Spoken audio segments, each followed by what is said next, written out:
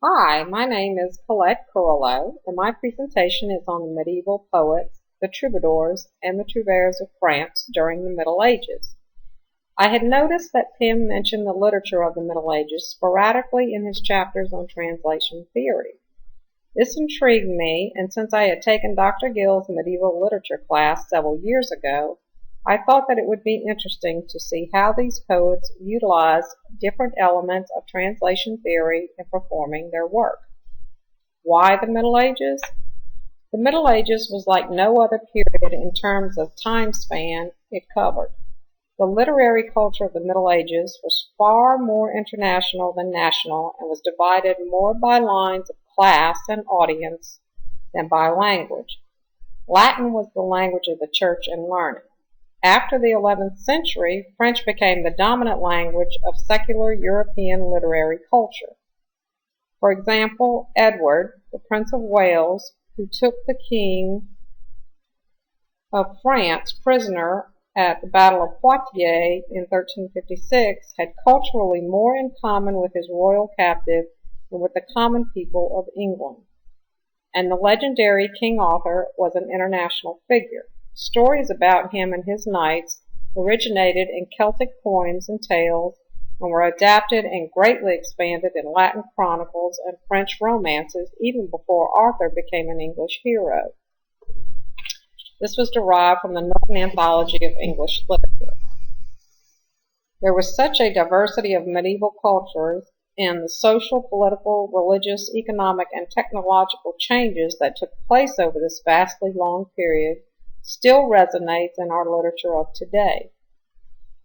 French writers in the 12th and 13th centuries transformed the legendary histories of Britain into the narrative genre that we now call romance.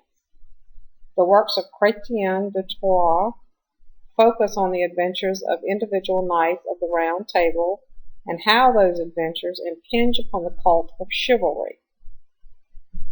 All right. So, who were these people? The medieval poets were those who wrote during the long period that spanned hundreds of years. They not only wrote, but also sang and acted out their work. The troubadours were poets and composers who wrote their songs for courtly audiences throughout the southern part of France, beginning in the 11th century.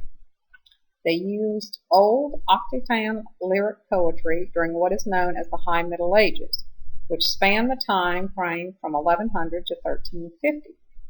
They not only were in the southern part of France, principally in Provence, but also in the northern part of Italy.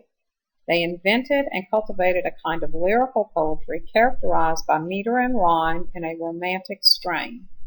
They traveled all over, even internationally as musicians. They sang for royalty, lords, nobles of far-off lands and historical events in addition to love. The Trouvères were the poets and composers who did the same thing, but in the northern parts of France. Many of these troubadours and trouvères were nobles and knights who had joined the Crusades, and several were kings. The audiences in the courtly society had never existed before, which made it a unique environment in which their trade developed and flourished.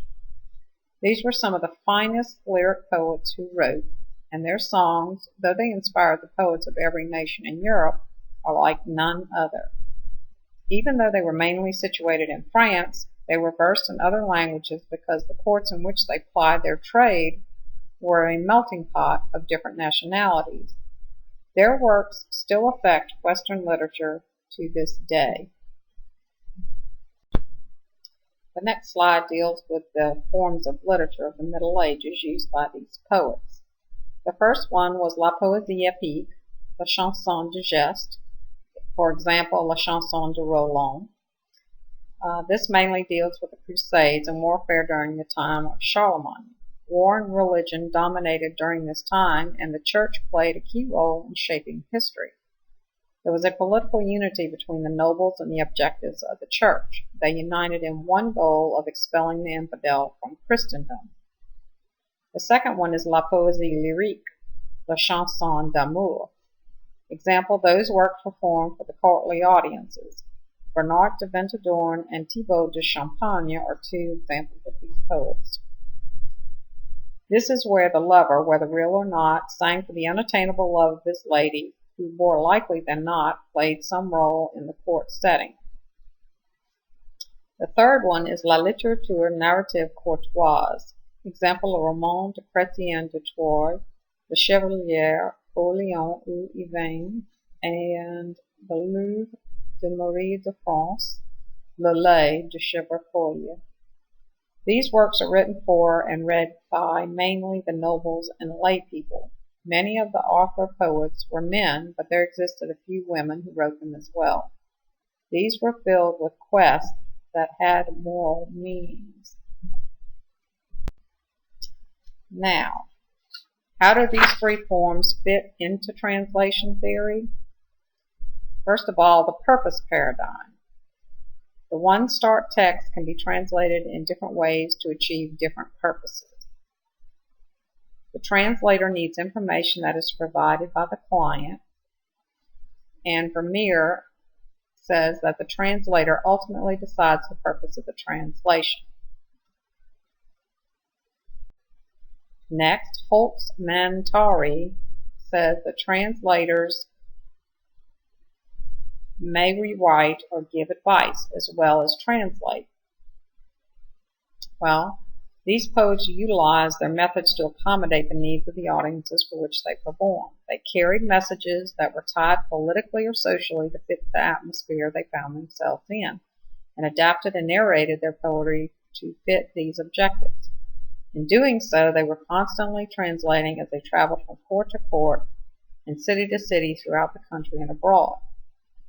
Basically, here I am relating what the poets did and how it relates to this paradigm. These poets were messengers who fit their poetry to the purpose to which it related. Right. Next, the descriptive paradigm. Holmes's analysis of translations of verse. And here he says, notably in French, foreign verse forms can consistently be rendered in prose. He also says that form of translation can be prose, mimetic, analogical, organic, or extraneous. Organic or content derivative form, and here he says translator focuses on content, allowing it to take on its own unique poetic shape as the translation develops. And then we have the extraneous form.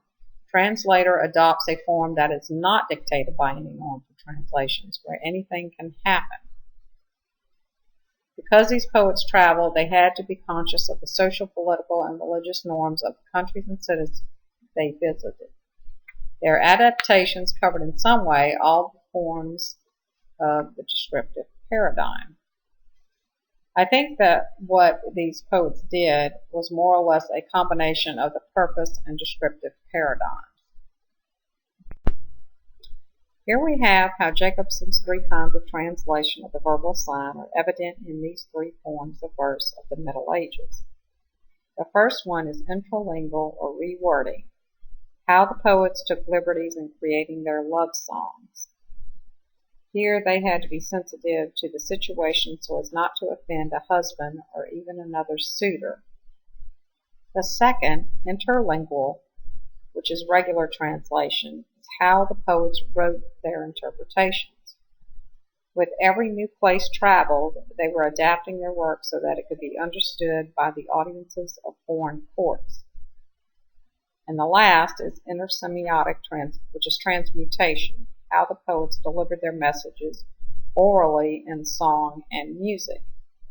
Here the poets entertained as well as informed, so they had to use various forms to get their messages across to their audiences. Next. In conclusion, the time period of the Middle Ages provided opportunities for the poets to become famous translators of their times. Their methods of translation can be found in the current translation theories of today. By practicing current translation theories hundreds of years in the past, they have immortalized themselves in their forms of lyrical poetry that are still being studied and practiced in the modern era. Example, As I Went Out One Morning by Bob Dylan.